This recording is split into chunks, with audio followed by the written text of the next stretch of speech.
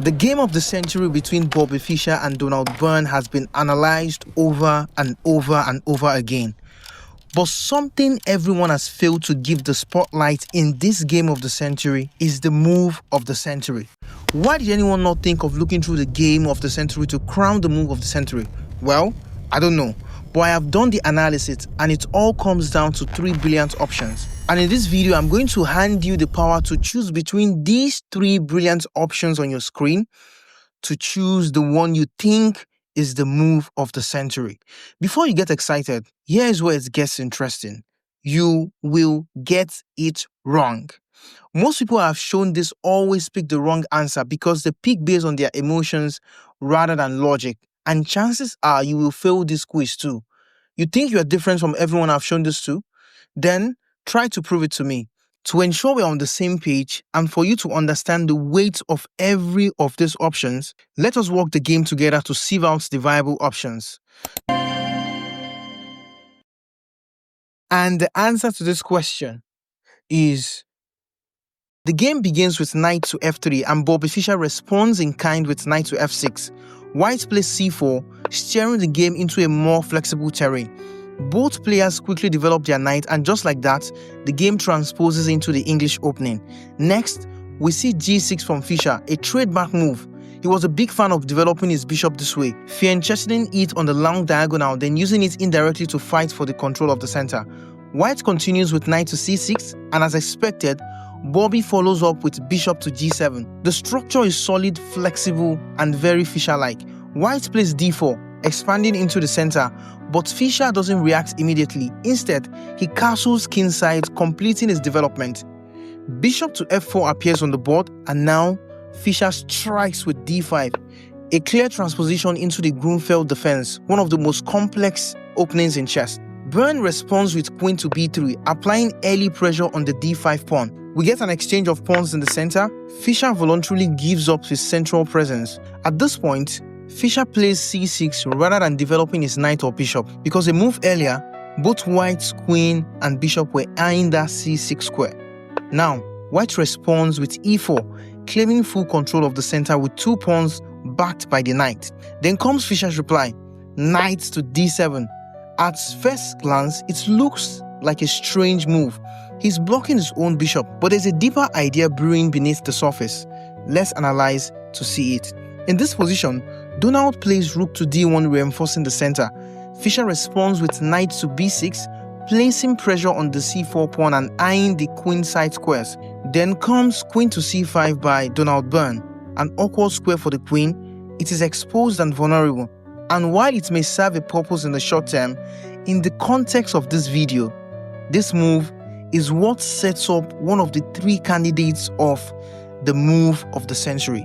Before Fischer continues, he firstly plays bishop out to g4, and now a strange move appears on the board, bishop to g5. The reason this move is strange is because at this point in the game, Byrne should be developing his pieces so he can castle. But I cannot blame him because I'm analyzing this game 50 years after the game was actually played. Because if Byrne did not make the mistakes he made, I wouldn't be making this video and we wouldn't even have the game of the century, not to talk of having to check for the move of the century. So, kudos to him. And now, we arrive at the first candidate move for the move of the century. The move is knight to a4. This move is bold and unexpected, and it attacks the queen immediately, forcing a reaction. Knight to a4 is so profound. History has it when it was made, on that day the game was played, a number of people had to troop to Fischer's board to see the magic that was being unraveled. A very popular critic, Jonathan Rosen, describes this move as one of the most powerful moves of all time. I'm very sure what is on your mind is what is so powerful about a knight that was offered for free. Well, let's analyze so that we can go through Fischer's thought process before he played this move. Now, if Byrne takes this knight Fischer has offered for free, the protection of the e4 pawn in the center would be lost. So Bobby's idea was, if the knight is taken, I am going to take the pawn on e4 in response and also hit the bishop and the queen at the same time. If the queen moves away to safety, the bishop will drop, the knight will be forced to recapture the bishop, which consequently will drop the rook. And after the king recaptures, even though material is equal, if you count everything on the board, black is better because the pawn on d4 is hanging and can be captured easily. Apart from that, white's king is stuck in the center of the board. They can no longer castle, which is a big advantage for black. Donald Byrne was aware of all of these complications, so he peacefully declined the offer of taking the free knight and placed the move queen to a3. And that is the analysis of the first move that makes it as a candidate of one of the moves of the century. Now, let's look for the second one. The game continues with Fischer trading knights to complete his plan of taking the pawn. But the side effect of this move is that the pawn on e7 is now under pressure from two of white's pieces. Byrne captures it, a move which also attacks the queen and the rook. And believe you me, the move Fischer plays next is the next candidate for the move of the century. Fischer in this position plays queen to b6. Why are we even putting it up in the conversation? Well, let's analyze. Seeing that his two pieces are under attack, this move kills two birds with a stone because it saves the queen and also indirectly saves the rook, because if the rook is captured, Fischer will take back not with the rook but with the bishop, because that would attack the queen. There's a weak pawn on c5, but how would Fischer attack this pawn since it is defended by the queen? Do we increase the pressure by bringing in more attackers? No, of course, because white has some pieces around that area and might be able to hold the position. For this reason, Fischer would have pulled the move knight takes on c5, sacrificing the knight, and after the queen recaptures, we know chess is a game of mates, but the last thing a bishop wants to see is a queen under a king on the same diagonal. He will surely call them for questioning with the move bishop to b4, pinning and winning the queen. Byrne saw all this variation and decided, okay, let me go bishop to c4. Another piece that cannot be captured has been offered. So let me prioritize king safety. So he clears the way for his king to castle.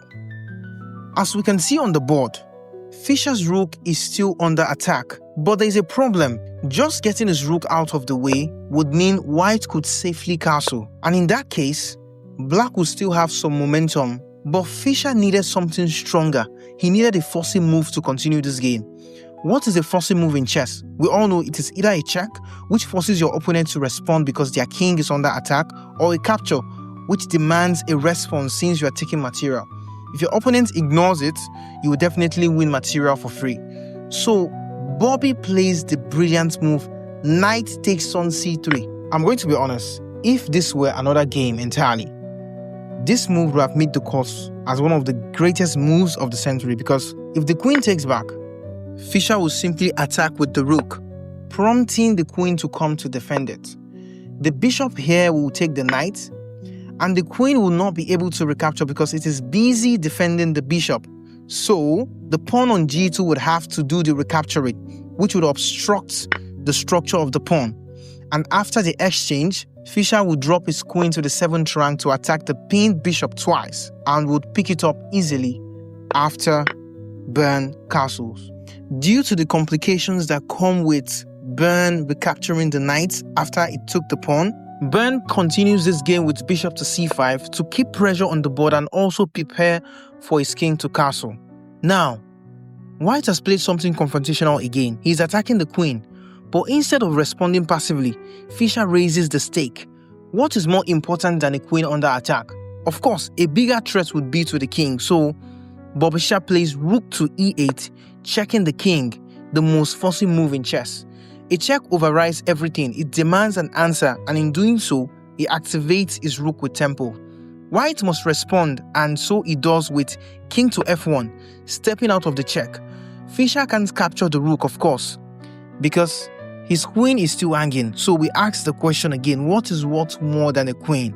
Of course, it is nothing but the king. But how does Fischer attack the king in this position? The knights cannot get to it. The only piece that can get to it is the rook, and if that happens, the rook would simply be captured. So Fischer played a move many analysts think made this game the most famous game of the 20th century. This move is also definitely a viable candidate option for the move of the century because Fischer finds a way to creatively attack the king while leaving his queen hanging, daring his opponent to capture it. The craziest thing about this move is it is a backward move, which is one of the hardest moves to find in chess. The move is no other than bishop back to e6. What is so special about this backward move? Firstly, let's analyze if Byrne captures the bishop. That would be a big blunder because Fischer's queen can now enter the attack with queen to b5 check. The king cannot move to e1 because queen to e2 guarded by the knight is checkmate. So the king has to move to g1. And now we will get one of the most beautiful tactical sequences in chess, the smothered mate. With the knight jumping into e2 with a check, the king moves and an absolute double check unravels with knight to g3. The knight cannot be captured because the check on the king has to be addressed. The king cannot move to e1 because queen to e2 will be mate, so the king is forced to g1. And now the beautiful queen f1. The king cannot capture the queen because it is guarded by the knight, so the rook has to take. The king is smothered by his own allies after the move knight to e2 checkmate. Byrne did not take the bishop in the game. I'm not sure the reason for this is because he saw all of this sequence that led to a smothered mate, or just because he thought, well, a queen is worth more than a bishop, so he simply captured the queen. Bobby takes the bishop with a check, and here he engages in something known as the windmill tactic, which is a check on the king. And anywhere you move the knights, it's going to be a discovered check by the bishop. So firstly, Fischer takes the free pawn, then goes back for another check. With this one, he takes the bishop that captured his queen and simultaneously attacks the queen with his rook. Once the queen moves, he plays rook to a1 to guard everything. And finally, he takes the rook with the knight. At this point in the game, Fischer is 3 points off material and went on to win the game. Now to my big question. Which of these three candidate moves do you think is the move of the century? Remember, be as logical as possible and not emotional. The first option, knight to a4, which we analyze first. This move is a very historical one that has a lot of literary weight, described as one of the most powerful moves in chess. And it was a move that attracted a lot of people to the board when Fischer played it. The second option is queen to b6, a classical kill two birds with one stone move. It did not only save the queen, but indirectly protected the bishop, as shown in the analysis. The third one is bishop back to e6, a retreating but deadly move. A move that would have led to a smothered mate if the line had continued. A move that also offers the queen for free. A classical Fischer tactic that baits you with brilliance, but it comes with brutal consequences. I'm giving you 3 seconds to decide now.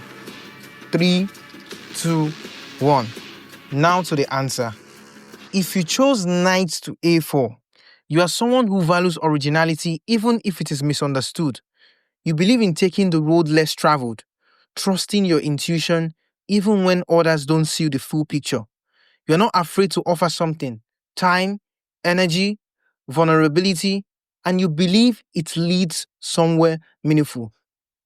You likely admire depth over flash and substance over show. You are a builder of ideas, someone who can hold a long-term vision in a world obsessed with quick wins. And in Fischer's nice move, you saw something familiar. That was why you were attracted to it. You saw conviction, you saw patience, and the quiet courage to act differently and let the world catch up later. If you chose queen to b6, you are efficient and practical. You don't just like solving problems, you like solving multiple ones at once. You are the kind of person who sees a mess and instinctively starts putting things in place. You find strength in control, in knowing where everything stands. But beneath that calm is someone who plays life like a quiet game of pressure. Gentle nudges, subtle strategies, and a deep awareness of what could go wrong and how to stop it before it does. In Fischer's Queen move, you saw someone who didn't waste motion, someone who didn't panic, someone who survived through clarity and not chaos. Maybe that's how you move through life too. And lastly, if you chose bishop to e6, you are bold.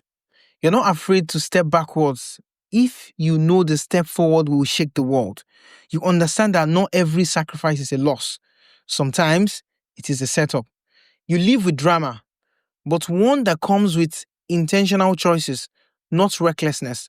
You know the power of restraint. You have tasted the thrill of being underestimated and flipping the script. You don't always explain your moves because you rather let the results do the talking. And in Fischer's bishop move, you saw a kindred spirit, a person who knows how to handle brilliance in simplicity, who can offer everything only to take it all back in the end. Because you are not just trying to win, you are trying to leave a mark. And the answer to this question is the third option, bishop to e6. But it's only subjective. You can always disagree. I would like to know your thoughts in the comment section. Thank you very much for watching this video to this point.